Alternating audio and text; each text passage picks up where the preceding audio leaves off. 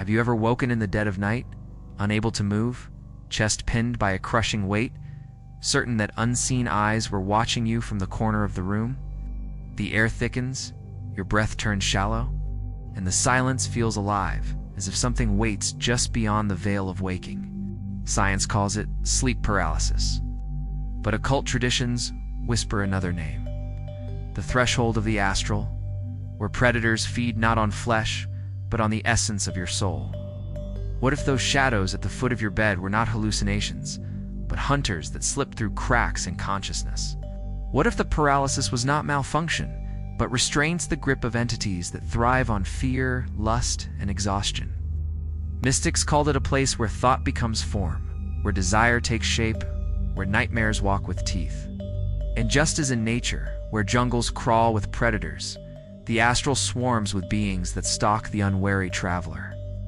Some arrive as whispers, feeding on dread. Others coil like smoke around the body, siphoning vitality drop by drop. Still others take form as shadows, as seducers, as faceless watchers who do nothing but observing, consume. They are not bound to temples or altars. They arrive where your mind falters, where your emotions bleed. And the most disturbing truth of all, you are not only their prey, you are also their summoner. Tonight we open the gate to this invisible ecology.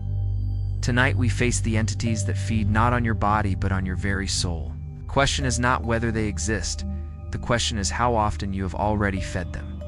Every ecosystem has its structure, a web of hunger and prey, of predator and sustenance. The astral plane is no different.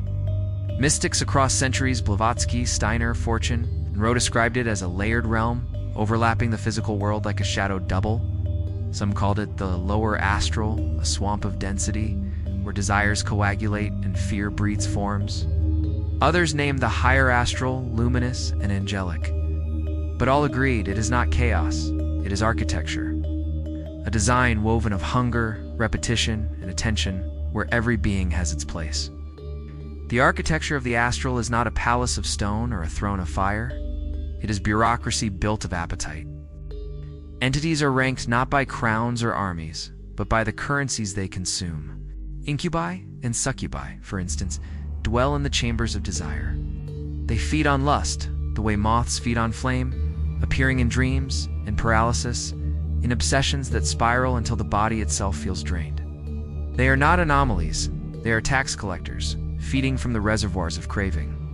Astral vampires occupy a different station. They rarely seduce or terrify. Their strength lies in persistence. They attach like leeches to the luminous body, invisible yet relentless, drawing away vitality in quiet increments. Their architecture is parasitic bureaucracy, endless siphoning, disguised as fatigue, malaise, despair. You wake weaker and think it natural. Yet you have been paying taxes and energy all along. Then there are the larvae, described by Fortune as shapeless creatures of astral slime, born from our own negativity. Each thought of despair, rage, or envy births them like eggs. They grow as you repeat the emotion, swelling until they cling to your aura like barnacles. These are not intruders from without, they are bureaucracy of your own shadow. Forms created by your contracts with repetition. Their presence proves that in the astral, thought itself becomes law and emotion is decreed. The dweller on the threshold stands apart, described by Steiner as the greatest of the astral trials. It is not demon, not parasite, but confrontation. It manifests as terror shaped by your own hidden fears, blocking ascent to higher planes. To meet it is to stand before the architecture itself, for it declares, "You shall not rise without facing the shadow you built."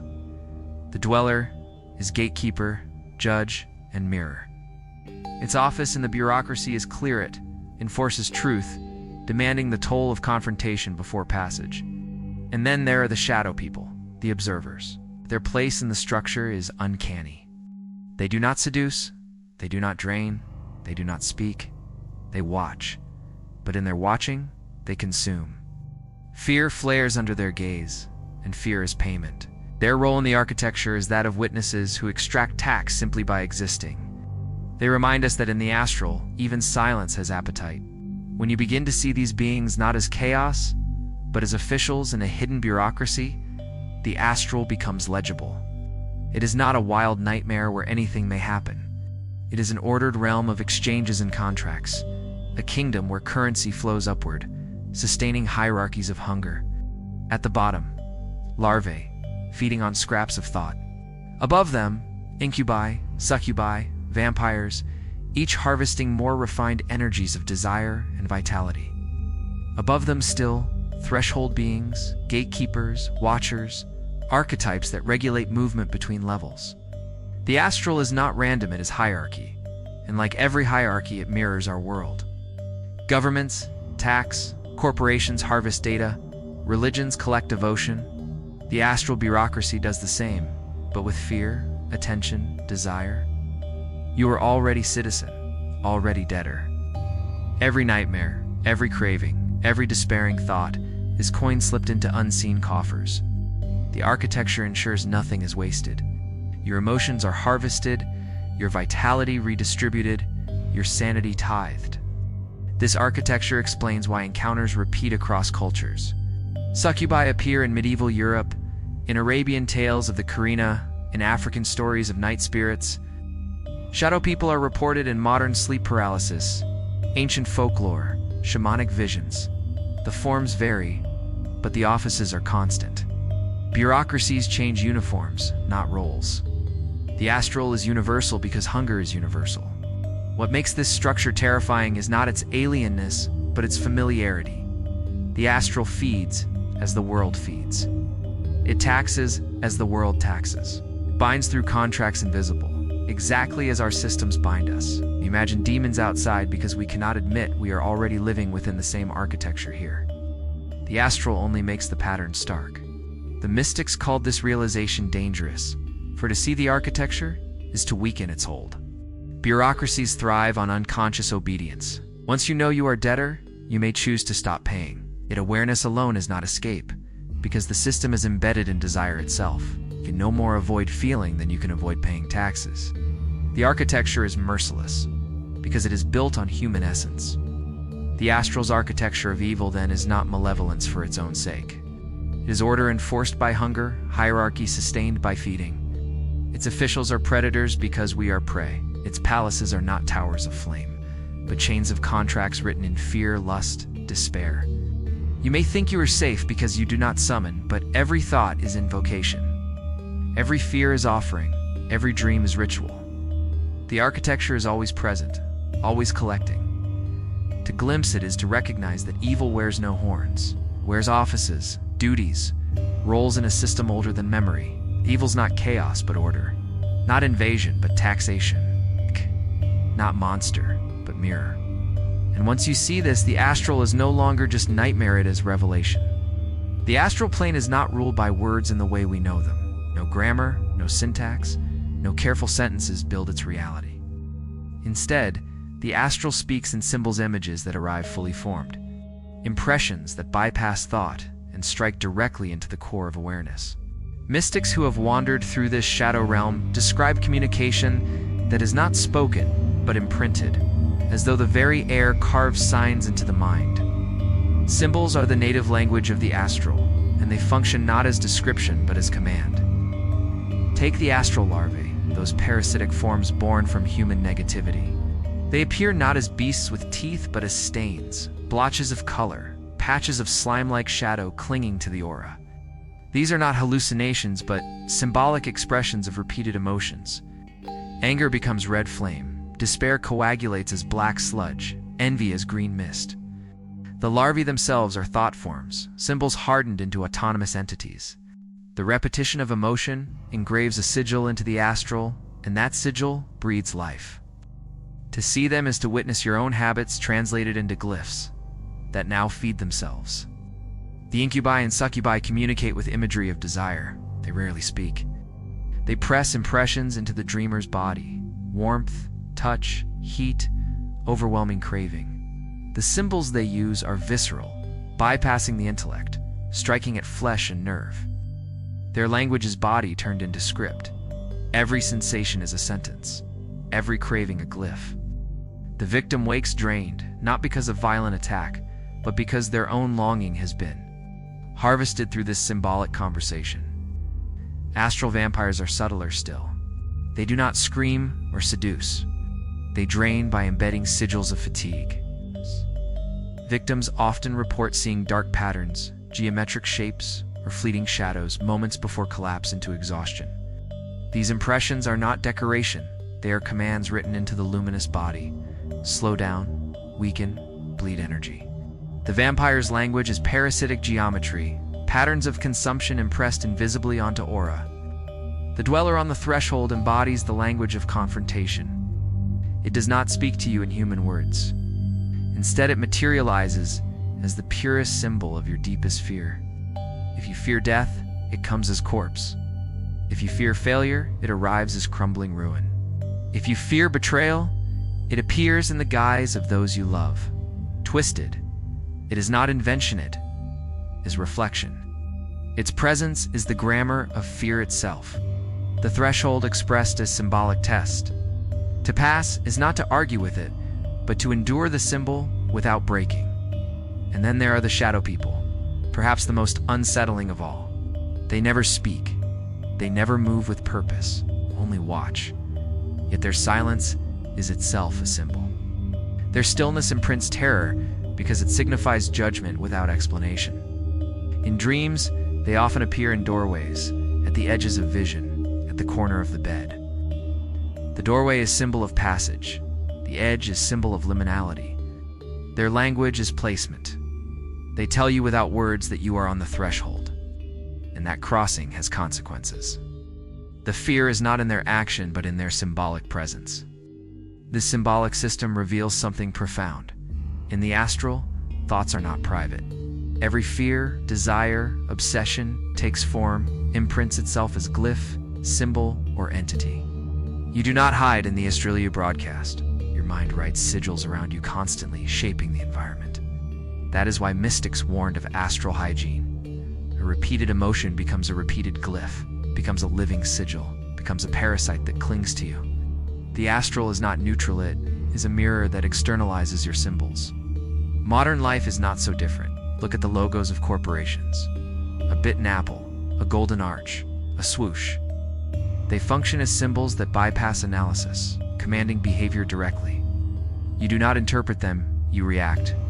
They imprint themselves through repetition until desire and loyalty flow automatically. These logos are egregores in modern form, thought forms fed by millions. They are astral larvae scaled up, entities born of collective attention. The astral whispers in old grimoires what our screens now prove daily. Symbols are alive.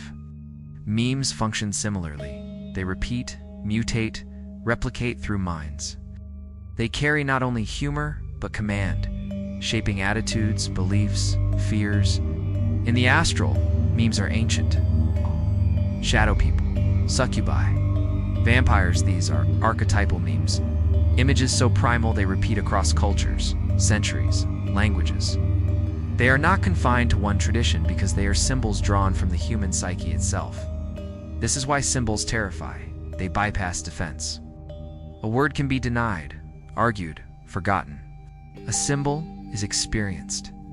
You cannot unread an image of fear, cannot erase the presence of a shadow once imprinted. Astral uses this language because it is efficient. Entities do not waste time with persuasion. They mark you with symbol, and your body, mind, and soul respond as if commanded. The mystics understood this mechanism. They drew protective circles, etched sigils of banishment, carried talismans engraved with symbols of light.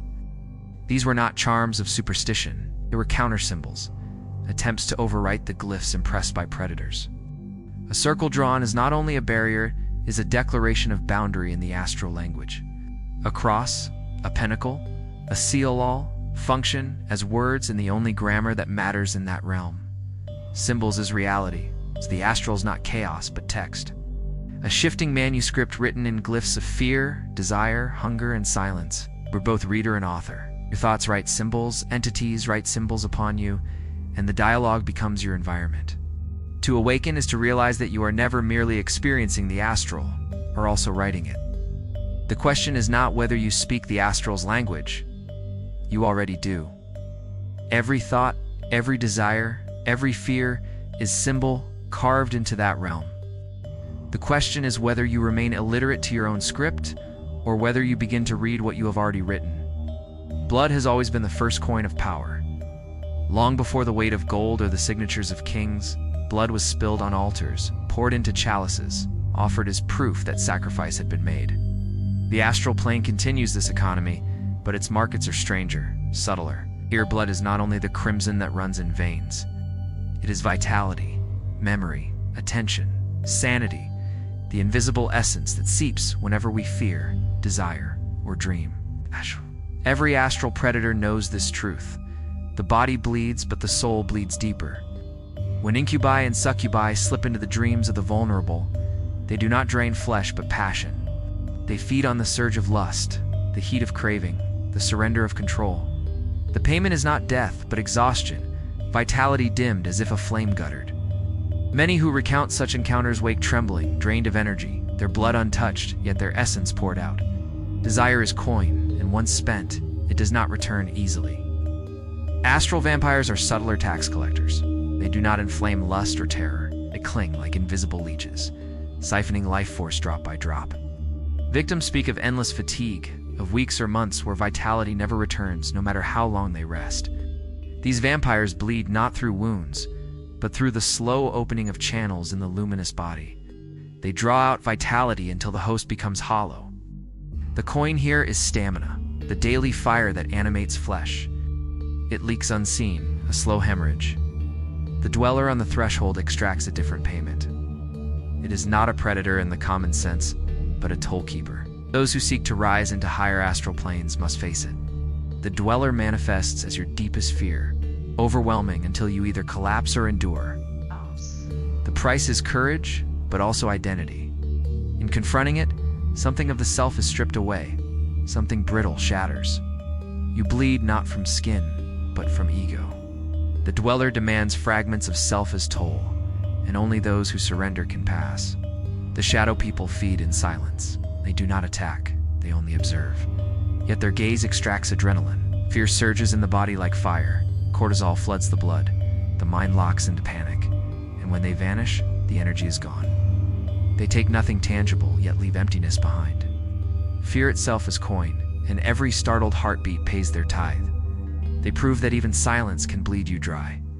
The astral larvae feed not in sudden shocks, but in endless repetition. Born from your own negativity, they gnaw at energy slowly.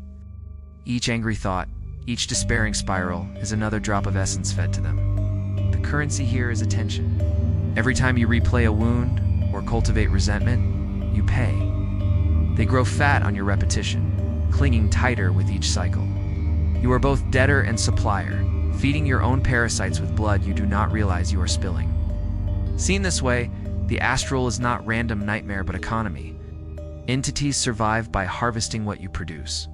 Lust, fear, vitality, attention. They are predators, yes, but also merchants, always exchanging, always collecting. Some demand sudden floods, others prefer slow siphons, but none operate without payment.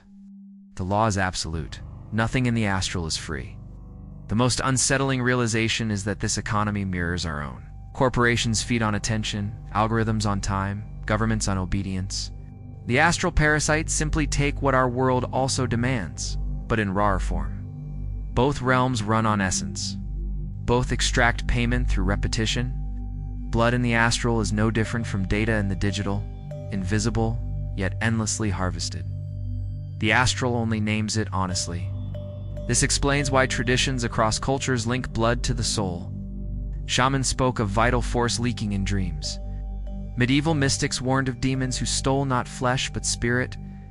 Modern accounts of sleep paralysis describe waking exhausted, as though something had drained them. The consistency is chilling because it reflects the same law. Essence is currency, predators exist to collect it. Even rituals of protection admit this law. Circles, seals, prayers all function as attempts to regulate the flow of blood, to stop the leak, to shield the vital essence. They do not deny that payment is possible, they simply limit it. Force balance, delay the drain. The magician does not escape economy, he only negotiates it. What makes this truth unbearable is its inevitability. To live is to bleed. Every heartbeat is coin spent. Every desire is offering, every fear is tithe. The astral only collects what already leaks. Predators arrive not as thieves, but as accountants, taking what the system demands. Their cruelty is not in theft, but in accuracy. The Godia taught this lesson in another form. Every gift from demon requires sacrifice. The astral repeats it with precision. To awaken here is to realize that your energy, your sanity, your memory are currencies already circulating. You're not outside the market you or its treasury. So when you dream of shadows, when you wake drained, when you feel cravings not your own, understand the transaction. You are paying. Not in crimson drops, but in fragments of vitality, clarity, attention. Blood remains the oldest currency because it is essence itself, and essence is the only coin predators recognize. The question is not whether you will pay. You already are. The question is whether you know the cost and whether you will continue to bleed blindly or awaken to the economy that is always fed upon you. In the physical world, contracts are written with ink and sealed with signatures. In the astral, contracts are written with emotion and sealed with surrender.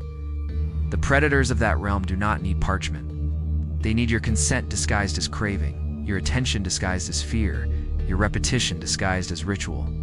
Every encounter with them is not accident, but agreement. The only difference is that most humans never realize they signed.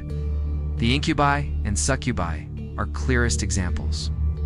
Their so-called assaults and dreams are not random attacks, but consummated contracts. The moment desire is indulged, the pact is sealed. The dreamer may believe themselves victim, yet it is their very craving that opens the door. A pact requires two parties, and in this case, lust itself is the ink. To wake trembling, drained, ashamed, is to discover that the contract has been executed. The succubus did not invade it, was invited by longing unspoken. Astral larvae function through a similar covenant. No words are spoken, no rituals performed. Yet each repetition of anger, despair, or jealousy is a clause in an ongoing agreement. Every thought of rage is a signature. Every indulgence in resentment is a stamp. The larvae do not force their presence. They are summoned and fed through repetition, and in exchange they take energy. The pact is implicit. I will continue to dwell on this, and you will continue to feed on me. The tragedy is that most never realize they are feeding their own parasites. Astral vampires enact contracts of endurance. They attach like creditors, binding themselves to a host with threads unseen. The victim feels exhaustion that no sleep cures, yet the pact continues because passivity sustains it. The vampire is not merely draining, it is fulfilling an agreement written in silence. To remain unaware, to refuse resistance, is to sign each day anew. Every night of surrender is another clause fulfilled, another tithe paid. The dweller on the threshold is contract embodied. To ascend into higher astral levels, you must face it. This is not negotiation, it is law. The dweller manifests your deepest fear because that fear itself is the contract you have carried unspoken. You cannot bypass it. You cannot cheat it. To confront it is to acknowledge the pact, to face what you have long agreed to avoid.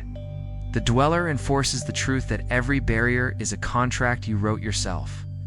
Even the shadow people, those silent observers, function through contract. They watch because you allow it. Their gaze is fed by your fear. If you break the gaze, the contract ends. But most do not. Most stare back in paralysis, terror blooming. And in that moment, the pact is reinforced. I give you fear. You give me presence. The shadow does not chase. It does not strike it. It only witnesses. And your consent sustains it. This is the cruel genius of the astral system. Contracts do not need awareness to bind. Just as on Earth, where people click agree to terms they never read, so too in the astral do we sign away fragments of essence with every indulgence, every repetition. The fine print is always hidden, but the enforcement is absolute. Entities fulfill their part, desire granted, release given, vitality exchanged. It is we who misunderstand the clauses. The circle drawn in grimoires symbolizes this truth. It is not simply protection, but contract. The circle says, I invoke you under these terms, within these boundaries. The demon obeys not because it fears chalk lines, but because the contract is recognized. The magician believes themselves in control, yet the very act of summoning is consent. The circle is the courtroom, the sigil, the signature, the chant, the binding oath. Modern mystics may not draw chalk, but the principle remains. Every active focus is contract. This logic echoes in our world. Corporations thrive on contracts nobody reads, governments on laws nobody questions, religions on vows spoken without reflection. The astral simply exposes the mechanism. Desire is contract, fear is contract, tension is contract. What you dwell on, you agree to. What you repeat, you bind. Every thought is a clause, every emotion a signature. And just as with earthly contracts, once signed, enforcement follows. The succubus returns not because it chooses, but because the pact persists. The larvae cling because repetition renews the bond. The vampire drains because silence is consent. The dweller confronts because avoidance is agreement. Shadow people watch because fear pays their wage. None of these entities break law, they enforce it. The astral is mercilessly legalistic. Awakening to this is both horror and liberation. Horror because you realize how many contracts you have already signed. How many nights of fear, how many days of despair, how many cravings indulged have become binding agreements with predators. Liberation because recognition is the first act of renegotiation. A contract once named can be challenged. Awareness is an element's beginning. This is why grimoires warn with paradox. Do not summon, lest you bind yourself. Yet also, summon with care, lest you be bound unconsciously. For in truth, you summon constantly. The only question is whether you do so blindly or with eyes open. The astral does not care whether you call them demons, parasites, or archetypes. It cares only for the contract, the transaction, the payment. To awaken is to recognize that you are not a victim in a random nightmare. You are a signatory in 1,000 invisible agreements, your essence divided by pacts you did not know you made. The predators do not hunt, they collect. The only reason they collect is because you agreed to pay. Every tradition that warns of the astral begins with morality. Light above, darkness below. Angels as guardians, shadows as predators. The binaries reassure us. They let us imagine a clean divide, with us on the side of safety, the other forever cast as evil. But the astral does not obey such boundaries. Its entities invert the moral code. They are not pure villains. They are mirrors. They do not only harm, they reveal. To call them evil is to misunderstand their role. Their hunger is not malice, but function. Their presence is not curse, but confrontation. Take the dweller on the threshold. Nearly every esoteric account, it is described as terrifying, overwhelming, the obstacle that halts the unready soul. At first glance, it appears the very embodiment of evil, a monstrous gatekeeper, barring ascension. Yet what is its true nature? It does not invent new terrors. It manifests your own deepest fear. Its form is your shadow-given shape, is not enemy, but examiner. The dweller enforces a paradoxical law. You cannot rise until you face yourself. It appears monstrous only because it holds a mirror to what you hide. In the inverted code, this horror is not punishment, but initiation. Astral larvae to embody this inversion. We imagine them as disgusting parasites, leeches feeding on weakness. Yet they are our own creations. They are not alien intrusions, but children of our repeated thoughts and emotions. Anger, envy, despair, when nurtured, they take form. To call them predators is to avoid responsibility. They are reflections, showing us exactly what we rehearse daily. In the inverted code, they are not simply feeders, but teachers. They force us to confront the cost of our habits. Their ugliness is the honesty of what we refuse to see.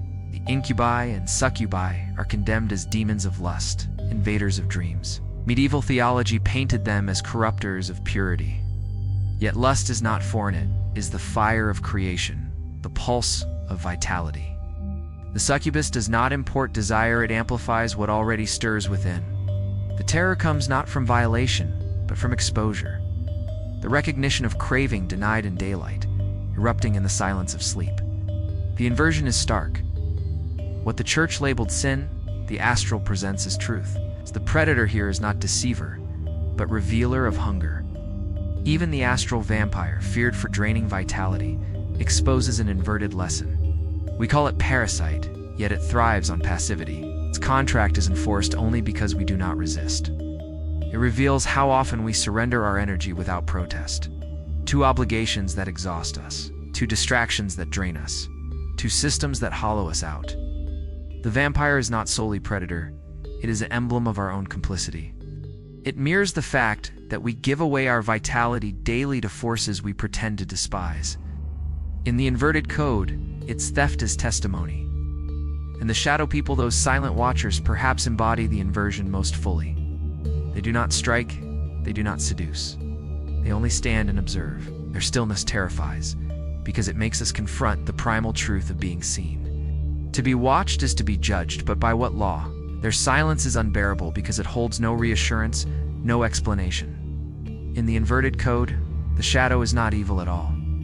It is the raw presence of awareness, the proof that consciousness itself consumes. The fear they evoke is not attack but recognition, that even our solitude is never truly private. What becomes clear is that the astral predators are not embodiments of absolute evil. They are expressions of functions, reflections of patterns, mirrors of the psyche. The inversion lies in our perspective. We call them evil because they expose what we hide.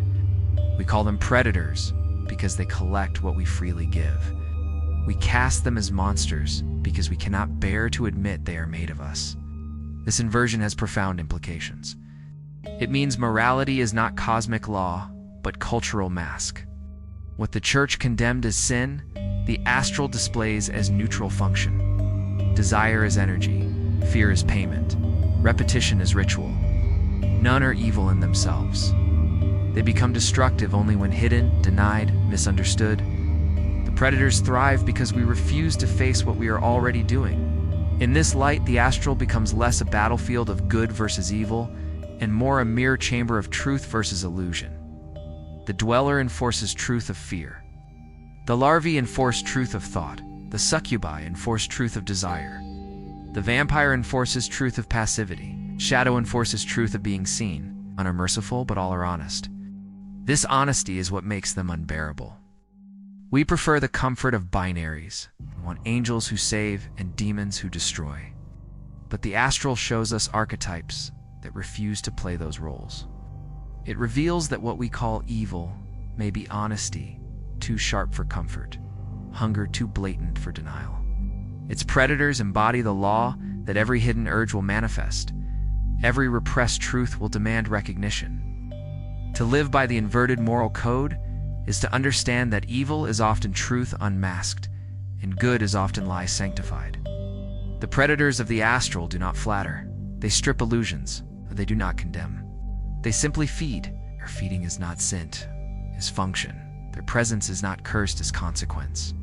To face them is to face self. And perhaps that is the most terrifying inversion of all, that the monsters at the edge of the bed are not enemies from beyond, but echoes from within. The astral is not populated by others, but by the parts of us we deny. That the true evil is not their hunger, but our blindness. The dweller waits. The shadows watch. The vampires cling. The larvae crawl. The succubi beckon. And in each encounter, the inverted moral code whispers, they are not here to destroy you, they're here to reveal you. When we think of ritual, we imagine robed figures chanting inside stone chambers, incense filling the air, candles trembling against the dark. We imagine pentagrams traced with chalk, sacred words whispered in forgotten tongues. Yet the astral has no need of such theater. Its predators feed not on incense or arcane syllables, but on repetition, attention, and energy. And that means rituals are everywhere. Every day, every hour, without knowing, we perform them. The larvae of the astral are born not from formal rites, but from cycles of thought. Each time you replay a wound, each time you dwell in bitterness, each time you sink into despair, you are conducting a ritual. The repetition itself is invocation. You return to the memory like a priest to an altar, rehearse the pain like a chant, and in doing so, You feed the parasitic form that waits just beyond the veil. The ritual requires no chalk, no bucanal, your willingness to repeat. The incubi and succubi are summoned not by elaborate ceremonies, but by craving. Hours lost in obsession, desires indulged without end. Fantasies replayed until the body itself burns. These are invocations. Each indulgence is an offering, each surrender a contract sealed. The predator does not need to knock. Your ritual opens the door. In the silence of the night, when lust loops endlessly, the ritual is complete. And in the dream, the guest arrives. The astral vampires attach not because they force their way in, but because exhaustion rituals sustain them. Sleepless scrolling through glowing screens, working until collapse, pushing body and soul until cracks form. These are rituals of weakness. Repeated draining of energy becomes a signal in the astral. Here is a feast. The vampire answers, not because it hunts you, but because you have called. Even the shadow people rely on ritual. Their silent watching is a mirror of ours. Every time you stare into screens late at night, eyes reflecting the light of endless feeds, you reenact their gaze. Every time you freeze in fear, unable to move, you perform the ritual of paralysis that sustains them. Their presence is amplified by our own repetition of stillness and silence. They do not chase us. We rehearse them into being. The truth is staggering. We are summoners, even when we believe ourselves victims. Our habits are ceremonies, our obsessions chants, our addictions liturgies. The astral does not separate sacred from mundane. It translates all repetition into ritual. What you repeat, you invite. What you feed, you strengthen. Modern life magnifies this beyond measure. Social media is ritual system par excellence. Doom scrolling is a chant. Hashtags are sigils, likes and shares are offerings. Each repetition strengthens the egregores that thrive on attention. The larvae of despair and envy flourish in these digital temples. The incubi of lust find endless altars and curated feeds. The vampires of fatigue feed on sleepless nights lost to algorithmic loops. The astral does not live only in dreams, it bleeds into every screen. Even national rituals reflect this mechanism. Anthems sung before games, pledges recited in schools, flags raised on towers, these are not mere traditions. They are invocations of collective egregores. They bind thought, feed symbols, summon presences that live on devotion. The astral predators thrive on such repetition, for attention is currency, and ritual guarantees its flow. The terrifying realization is that ritual is not rare, it is constant. You cannot live without performing it. Every morning routine, every nightly habit, every emotional cycle is a liturgy. The astral bureaucracy records them all, feeding entities that do not need your belief, only your repetition. You are already a priest, already an officiant, already a summoner. The circle is not drawn on the floor, it is the pattern of your life. This is why the mystics warned of hygiene of the soul. They understood that thoughts themselves are invocations. Despair repeated is prayer to the abyss. That lust indulged endlessly is a hymn to parasites. That fear rehearsed is sacrifice laid at shadow altars. He spoke not to moralize, but to warn. Your rituals are constant, and they summon whether you know it or not. But recognition changes everything. To awaken is to see ritual in every act, to understand the mechanics of summoning hidden in daily life. Once seen, it cannot be unseen. You begin to recognize the loops, the chants, the offerings. You begin to notice when fear has become prayer, when craving has become invocation, when fatigue has become sacrifice. And in noticing, you reclaim the power to choose. The astral predators are not sustained by belief, but by practice. Stop the ritual, and they starve. Change the ritual, and they dissolve. It is not easy, for habits are chains stronger than iron. But every cycle interrupted, every repetition broken, is a sigil erased, a contract loosened. The predators do not disappear, they wait, but they weaken without the rituals we unconsciously perform. Thus the revelation. Rituals are not confined to the occult. They are the architecture of reality itself. They shape the astral. They shape our lives. They summon and banish, build and destroy. Every predator described in the Godia of the astral survives because we feed them. Not with sacrifices on altars, but with our days and nights. Rituals are everywhere. They are in the breath you repeat, the thoughts you rehearse, the words you chant, the cycles you refuse to break. You are not merely prey.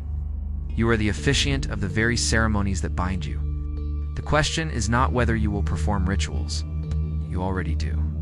The question is whether you will remain blind or awaken to the fact that every moment is invocation. Every thought is liturgy, and every repetition is a summoning. To awaken in the astral is not to rise into light, but to recognize the machinery that has always been turning beneath your skin. You thought you were a visitor in some foreign world, a traveler slipping accidentally into a dimension of predators. But the revelation comes sharp, merciless. You are not a tourist, you are an architect. You are not simply the hunted, you are the one who built the system that hunts you. Every astral predator is a mirror. The incubi and succubi are not alien seducers, but incarnations of your own desires multiplied, crowned, given form. The astral vampire does not swoop in from distant realms. It grows fat on your exhaustion, your passive surrender, your rituals of depletion. The larvae are not demons from outside. They are larvae hatched from your thoughts, creatures born from the eggs of anger, envy, despair that you nurtured. Even the dweller on the threshold does not come from elsewhere. It is you. It's the shadow self, magnified until you must confront it. And the shadow people? Their silent gazes reflect the fact that you too are always watching yourself from within, afraid of what you see. The system is not external. It is your psyche externalized, your inner economy projected into a realm where thought breeds form. Mystics warned for centuries. As above, so below. As within, so without. To walk the astral is to step into a mirror of yourself. The predators do not invade. They manifest the contracts you have already signed. They reveal the truth that you were feeding them long before you ever knew they had names. This is the most terrifying form of awakening. Strips away the comfort of victimhood. You cannot say you were attacked by alien forces. You cannot say you were tricked by malicious beings. You must admit that what drained you was your own craving. What clung to you was your own rage. What silenced you was your own fear. The system is honest in its cruelty. It shows you that every entity is your own reflection, your own energy clothed in monstrous form. And yet this is liberation too, because once you recognize the system, you see its fragility. The predators are strong only because you repeat the rituals that feed them, break the cycle, and they weaken. Starve the craving, and the succubus starves too. Redirect attention, and the larvae shrivel. Refuse paralysis, and the shadow's gaze loses its grip. The system is not prison, it is habit. Habits can be broken. But the awakening goes deeper still. It is not only about defending yourself. It is about recognizing that you are already a summoner, already a creator. Your thoughts are seeds, your emotions, the soil, your repetition, the water. You were writing the astral all along. Every nightmare was your ink, every craving your brush, every fear your signature. You were never a passive traveler. You were author, though blind to your own text. The predators are not intruders. They are characters you wrote without realizing. This is why mystics called the astral a testing ground. It reveals the architecture of reality in miniature. If you can birth larvae with your despair, what larger entities are born from collective despair? If your lust can summon succubi, what vast egregores are summoned by billions repeating the same craving? The astral is personal, but also collective. System is the proof that reality itself is ritual, and you are both participant and priest. Awakening to this system is like opening a ledger and seeing your name written across every page. You see every tithe you have paid in sleepless nights, every contract you signed in craving, every sacrifice you made in fear. It is unbearable at first. But then you realize, if you wrote the debts, you can write the release. If you signed unconsciously, you can revoke consciously. The predators survive because you feed them, survive because you can choose not to. Yet the awakening does not flatter. It does not promise escape from the astral. It tells you instead that you will never leave it because it is not a separate place. It is a mirror dimension, stitched to your thoughts. You are in it always awake or dreaming. System never pauses. The only question is whether you stumble blind through its bureaucracy, or whether you stand with eyes open, recognizing every repetition as contract, every fear as offering, every desire as summoning. The final revelation is chilling. You are never prey, never visitor, never victim. You were the ritual itself. Your life, your patterns, your obsessions, your denials, all of it was liturgy. You were officiant and offering, conjurer and conjured. The astral predators do not haunt you. They're the masks you wear when you refuse to see yourself. Awakening means stripping off the mask. It means standing before the dweller and recognizing your own face. It means staring into the shadow and realizing you were the watcher all along. It means seeing the vampire and admitting you drained yourself long before it arrived. It means acknowledging that what terrifies you most is not the predator in the astral, but the realization that you are both predator and prey. You are not hunted. You are the hunter. You are not invaded. You are the summoner. You are not victim. You are the ritual. And the astral, vast and hungry, is nothing more than your own essence reflected back, waiting for you to recognize yourself in its mirrors. The astral predators were never strangers. They were your shadows made flesh, contracts you signed in silence. If these revelations unsettled you, it means you have already fed them. Comment your thoughts, subscribe, and return, because the next veil is thinner still, and the ritual is far from over.